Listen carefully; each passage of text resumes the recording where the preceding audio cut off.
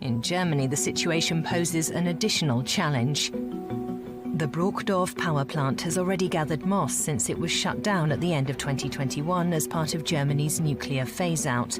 The expansion of renewable energy sources is still on too small a scale. At the same time, there's been a rise in energy generation from coal, oil and gas, meaning more instead of less CO2, methane and nitrogen. For over 2 decades now, Professor Niklas Höhner has been tracking the environmental policies of the biggest emitters. A task that led to growing frustration over the years, with governments doing a lot of talking but taking precious little action. Aber es scheint sich, eine gewisse Trend. There are signs, however, of a slight reversal. The international community has actually been getting serious about phasing out coal, oil and gas. The Paris Climate Agreement was signed in 2015, but we're now seeing a growing number of countries setting themselves the goal of becoming climate neutral by cutting emissions to zero. Zu werden, also Emissionen zu reduzieren auf Null. Scientists at the New Climate Institute in Cologne, Germany, have divided the required measures into 3 categories. The first category is the most optimistic one, with a very high likelihood of climate goals being met, including a significant increase in renewable energies. This would require emissions savings of 30 gigatons by 2030, say the experts.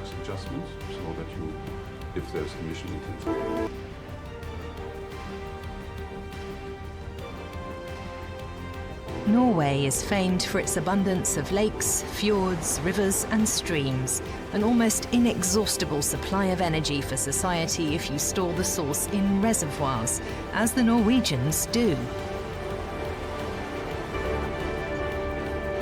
Here at the Tonstad power plant in southern Norway, Gaute Tjorholm opens the gate to another world inside a rocky hillside. He'll be showing us how the country manages to produce more energy than it consumes, with the help of 1,600 hydroelectric facilities. The Tonstad facility alone generates enough energy to power the homes of a city of 1.5 million people. Its waters plunge to a depth of 440 meters.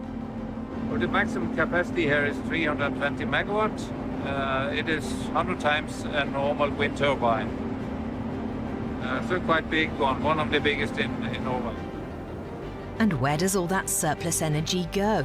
First to this substation not far from the plant, and from there to Germany via a subsea cable that enables both countries to relay or receive clean, green energy as circumstances demand. When there is a lot of more energy than German use, they can send it to us and we can stop our own machines and save our water for the future.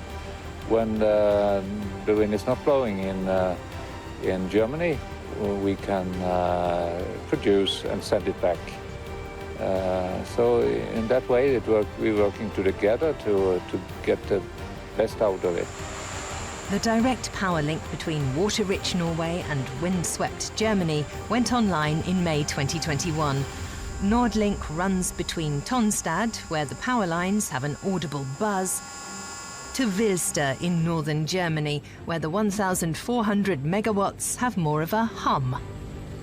In theory, this balance of production and demand would work inside Germany too, were it not for legal objections delaying the planned Südlink extension of the project down to the south of the country.